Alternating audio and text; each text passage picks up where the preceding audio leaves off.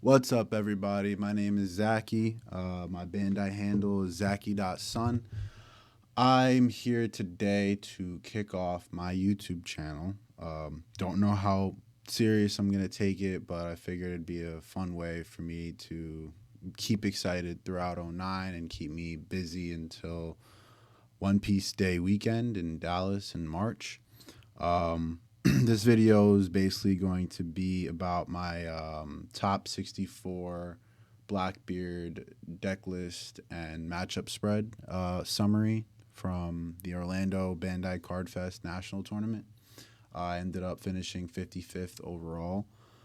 Um, yeah, and then after I get through the deck list and my matchups, I'll talk about what my intentions are with this channel and what I hope to provide to the community. But basically, it's going to be Blackbeard focused, right? I spent about 2 months prepping for Nats with Blackbeard, which means I basically played Blackbeard for about 6 weeks or so before '09 even dropped. And I got to give credit where credit is due. I would not have been able to do it without Enigma's help. So shout out to Enigma from Malaysia. What an incredible player and great coach too, especially with Blackbeard. He was able to help me kind of just navigate the thought process, the decision making, the card priority, and just think about all the different options for techs and kind of guide me towards the matchups and what I need to know and when to leader ability and X, Y, and Z. Um, so, I mean, here's the list, right? It's fairly standard. You'll see that, I chose to max out on the events, and my reasoning really is just consistency. Um, I felt like, I'm never really mad to see stage. Let's start with that. I've seen people drop stage, and I think it's a terrible mistake. But to each their own. I personally love the stage. It just makes it so that I can definitely see whatever piece I need to see on any given turn to respond to whatever it is that my opponent is trying to do or play against me. And if not, it's to find Jesus and 10 cost teach and to, maybe even find a black hole towards late game or even early. Black hole, I feel like, comes live either against Dofi, Ploofy, and even Shank sometimes if they're playing Lucky Roo to get rid of that first body on curve if I don't see dot Q into Laboon or Augur. So Liberation I felt was clutch to have at 4 because it just maximizes that scenario, right? It maximizes my potential of seeing my probability of seeing it exactly when I need to get rid of that first body in those Dofi and Poofy matchups specifically, but also was really helpful against Lucky Roo into Shanks. Um, but that's why I play 4 Hachinosu and 4 Black Holes. The one cost event is just again added consistency with the 12 searchers. I mean, you're constantly seeing the cards that you need to see, and you're constantly also fueling your trash to make your Jesus bigger towards the late game. But to be fair, there's really not much more detail to go into the list. I will make a following video that talks more detail about card selection and the different tech choices you can take with Blackbeard. But in general, I mean, this is just pretty much as bare bones and pure Blackbeard as you can really get. Um, so yeah, without further ado, again, I don't really want to make this video too long. I want it to be more of an introductory first video of the channel, and then I'll make a follow-up video that goes really into detail about the deck list and about the card selection. So on to my matchup spread. I lost first round to Dofi, right? It happens. Let me tell you, right? Dofi is our toughest matchup, um, and he just happened to see I went first. I won the dice roll. I went first. And in his first turn, he played Sengoku and Perona. So right off the rip, he started seeing the cards he wanted to find, and he was able to stack his deck. And then on his third turn, he played two cost teach, and then on his fourth or fifth turn, I don't remember, he played the gravity blade to clear my Jesus, and it was an uphill battle. I feel like I played it fairly well. I don't really remember exactly, how many dot Qs and augers I saw, but I do just generally remember it was a rough game. Um, had he maybe not seen either Perona, two cost teach, or Grav Blade, I think that I could have made it a little bit more of a closer match. But the Perona plus the two cost teach plus the Grav Blade, maybe even if he just didn't see Grav Blade, I would have been able to at least scare him, but and possibly even pull through. But with that triple whammy, I mean, he saw the three cards that Blackbeard does not want their Dofi opponent to see. And with that, I kind of had to start off with the strong mental and say, all right, that's one loss. Now I got to win the next few. Right? Let's just keep going. Funny enough, in the waiting kind of like area in between rounds, I started talking to I just introduced myself to a stranger, and he was playing Black Yellow Luffy, and we were joking like, oh, hopefully we don't get paired against each other. And lo and behold, we got paired against each other. Shouts to you. It was how Black Yellow Luffy into Blackbeard should go. It's not a good matchup for Black Yellow Luffy, especially if the Blackbeard is kind of understands Black Yellow Luffy and understands what he needs to do to kind of hold the Black Yellow Luffy at bay until I can really just pop off and go for lethal. I basically saw three Jesus and two 10 cost teach, and he pretty much just scooped. It's as rough as it gets for Black Yellow Luffy. RP Luffy was round 3. That was against Long from Texas. Shouts to him. He's my hero. He got second place in a regional not too long ago with Green Yellow Yamato. What a Chad. And then now playing RP Luffy, another Chad deck to play. It was an interesting match.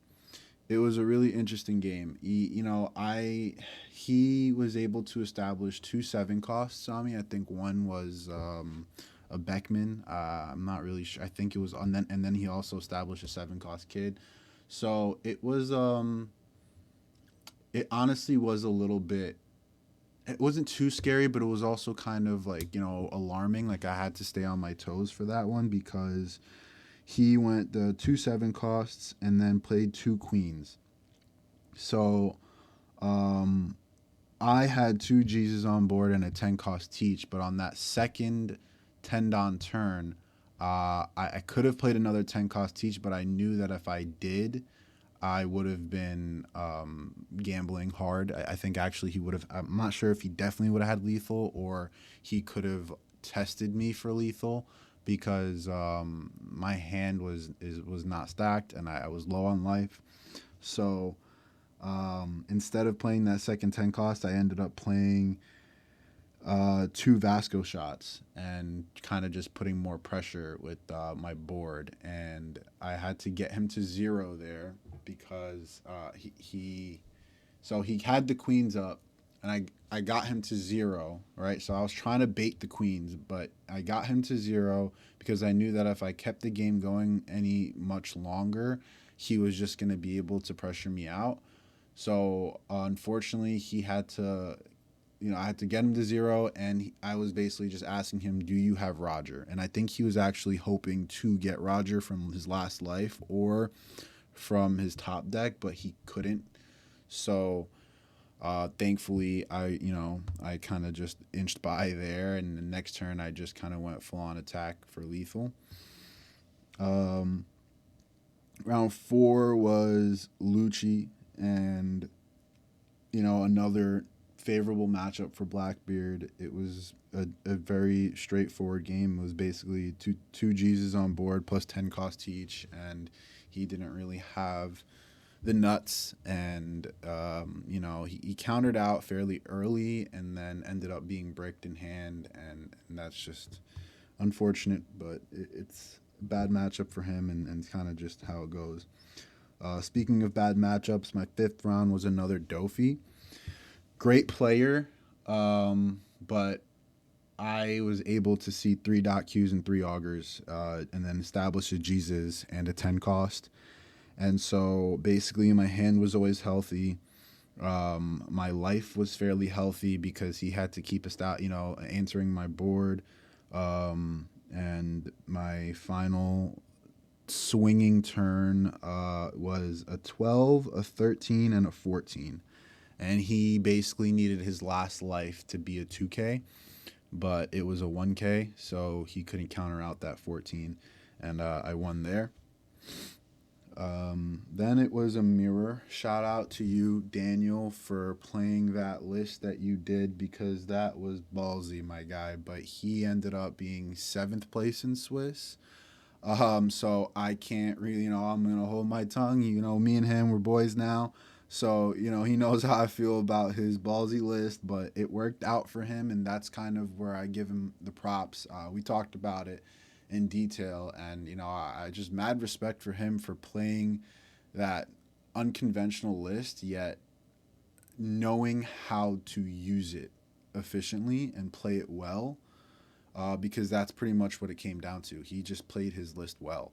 It didn't make sense to me. I would never play his list, but and even his boys that was in his crew was was joking around with him about how they were like joking, clowning him for his list the night before, but he was confident about it. He knew what he had in his deck, and he knew how to play it, and that's mad props to him over there for that. But basically, the mirror goes: whoever can establish Jesus and keep Jesus on board before both Blackbeards go 10 cost into 10 cost into 10 cost usually comes out victorious, right? Which is why going second in the mirror is usually what you want to do, so that you can play Jesus on curve and ask your opponent to answer it. We both played it well, but he played Man Sherry and was able to get back a Jesus that he shouldn't have had access to.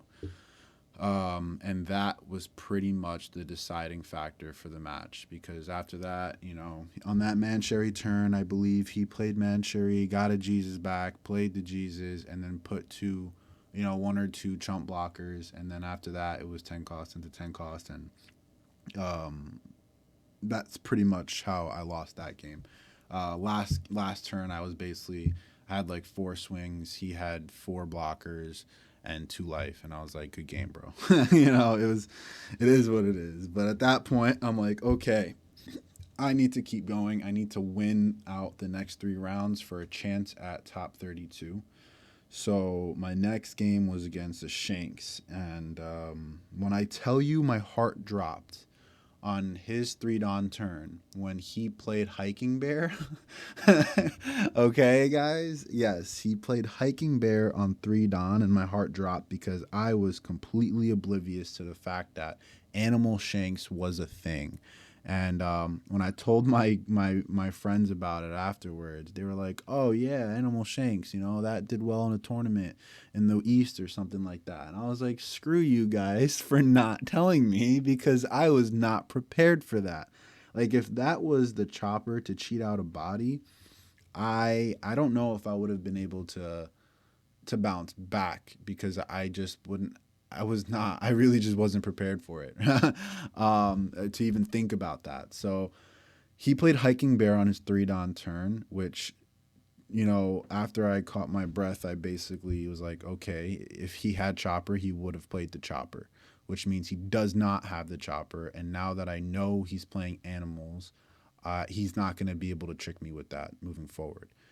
So in my opinion, I feel like if he was to hold out a turn to see if he was to get the Chopper, then maybe he could have, flooded, 2-3 bodies on a turn, and kept me off, off my ground, because I wasn't expecting it. But since he played the Hiking Bear and I knew he didn't have the Chopper, it was kind of just, I just had to play a careful but calculated game, and I was able to pull through. He also did not see Dragon, which was a huge plus for me. And then he only saw 110 cost Shank, so I was kind of able to just play my Blackbeards and just stall out until I could keep pushing him for lethal. And then the next round was Bonnie. In my opinion, matchups like Bonnie, Anel, and Black Yellow Luffy, they're games of patience. If the Blackbeard player can basically just have some diamond hands and just set up their Jesus and their 10 costs, and slowly, just wait for the right moment to turn their body sideways, I think those matchups are. I don't want to just use the word free, but it's a good matchup. So that's kind of what it was with Bonnie.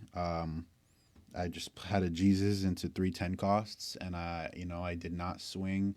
I just let him rock, let him do whatever he wanted to do, and then finally just went, 10 cost, 10, swing, swing, swing, swing, get him down to like one life, minimal cards in hand. I was safe. You know what I mean? Like it just, that's just how the matchup goes. And then for Ploofy in my ninth round, I played it really well. I played it really well. Um, that was a really strong game for me, and I got myself to a position where um, I needed to try to end the game, right? And then I swung. I had two Jesus on board and a 10 cost, and I went. I think it was like 9 with Jesus, and he took. He had a blocker on the field. He had 2 life. He had 2 Dawn up. So I went 9 with Jesus, 9 with Jesus. I went 9 with leader, or something like that. And at the end of it, I had 5 Dawn up, my 10 cost teach up. He had 0 life, no blocker.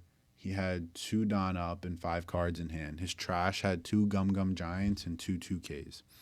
So in my head, I figured, let me just keep my 10 cost up. Let me tap my Augur and KO his Zoro so that he does not have enough swings on board to lethal me next turn.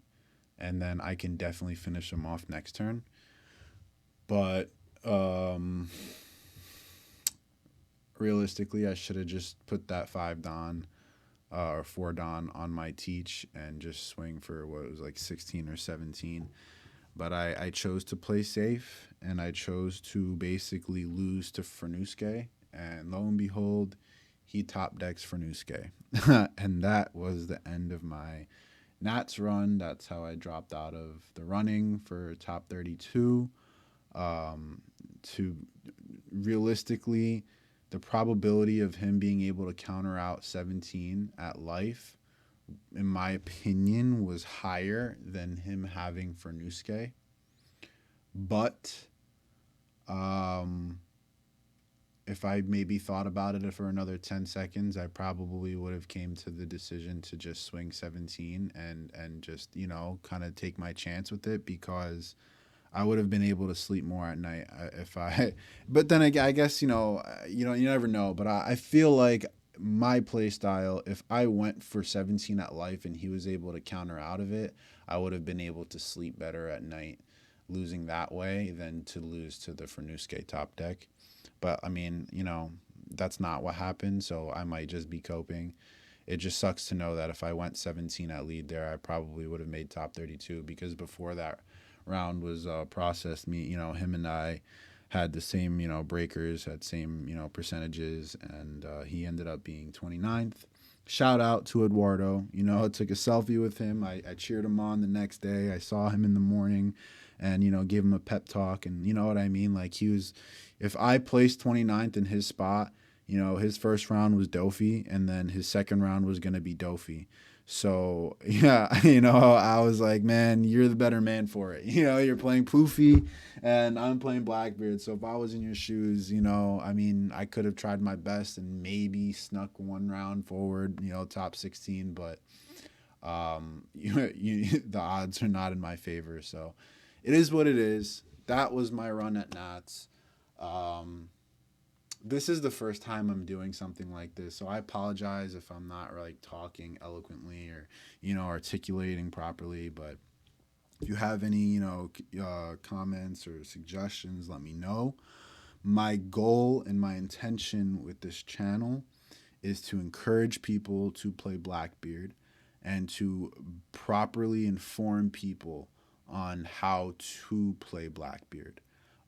Like I said, I got coaching with Enigma. I got over 10 sessions with him in my, on Blackbeard. I basically played Blackbeard as a part-time job for the 8 weeks leading up to Nats. I meticulously, got in my testing. I didn't play at locals. I played in my testing group. I, played games on the sim and recorded and analyzed, where I made valuable plays and where I made less valuable plays and where I could have done something differently or, had better foresight. And I really, in my opinion, I feel like I got this deck down to a science. Because it's kind of what it is, right? You just need to know your matchups, know what your opponents want to do optimally, and understand how to thwart that, right? And you understand how to thwart that by understanding what cards you need to see. Once you know, because in every matchup with Blackbeard, you only need to see 4 to 6 cards. So if you know what those 4 to 6 cards are, then you can come up with a plan to find those 4 to 6 cards.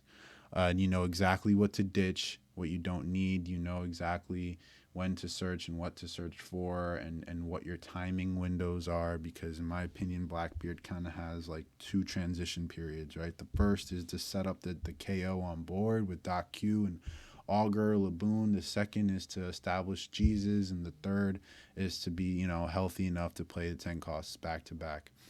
Until you find that window for lethal. So, knowing how to transition from one to another, knowing when to abandon the whole, trying to get KO on board and realizing that you're not going to set up a Laboon.Q play or Augur.Q play and that you need to just hold on to a Shigan because that's going to give you more value than, those are the little intricacies in playing Blackbeard. I've seen a lot of people misinform on, you know, how to play Blackbeard properly. I've seen a lot of people having the wrong ideas of how strong Blackbeard actually is. I think Blackbeard, if it wasn't for Dofi, is the best deck in format. And even into Dofi, I think obviously it's not favorable, but I don't think it's a losing matchup right off the rip. I think there's, certain conditions that Dofi needs to meet in order for it to become, a 70% favorable matchup for them. Otherwise, I think at the start, it's, it could even be 50-50 at the start from drawing 5 cards.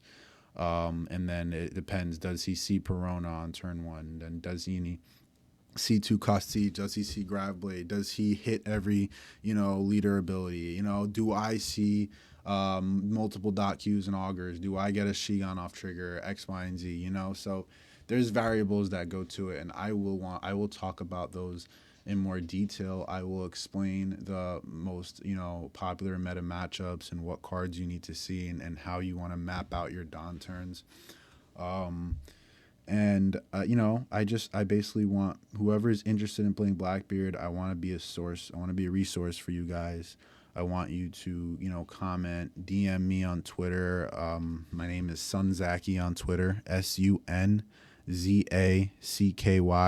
Hit me up, DM me. I'm open to chat. I'm open. Like my Blackbeard game is not cope, nor is it kept secret.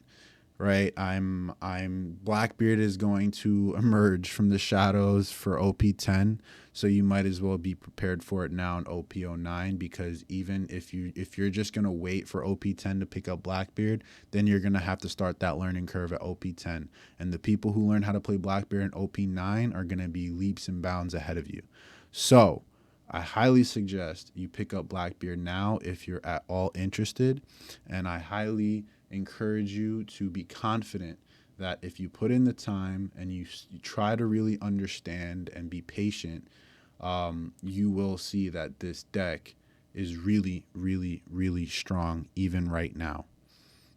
It plays different than other decks, and once you kind of understand that thought process, you can really become, borderline unstoppable with this leader. I do agree that this deck can suck in the hands of someone who does not understand it. But in the hands of someone who does understand it, this deck is really, really, really, really good. And I think there's a lot of misconception out there right now on that idea. A lot of people think Blackbeard's not good yet. They're wrong. They're just not good at piloting the deck, in my opinion. With that said, if you do take this deck to a regional and you see a handful of Dophies, yeah, sorry, bro. You're probably not going to go home with a favorable record or something that you're proud to tell your friends and family about. But like that's just the reality of TCGs. You could play any deck and kind of had that bad luck, right? I figured that the chances of me seeing in 9 rounds, the chances are I'll probably see 2 or 3 Dophies, and I knew that I can pull through at least one. And if as long as I did, then I can win every other matchup, and I know I can win every other. Um, that's not what happened here, but again, it's a card game, and there's RNG involved, and things happen. But I could have won this mirror. I could have won this poofy game. This Dofi was the only game where I was like, I can't win this. Yeah. So it's it is what it is. Sometimes that's how TCGs go. But yeah, stay tuned. I'll have another video out that goes more in depth about the deck list and the card choices and what techs people are considering, and I'll kind of give my own little pseudo tier list about what techs are actually worthwhile in playing and what techs are really just a waste of time. And with that, deuces.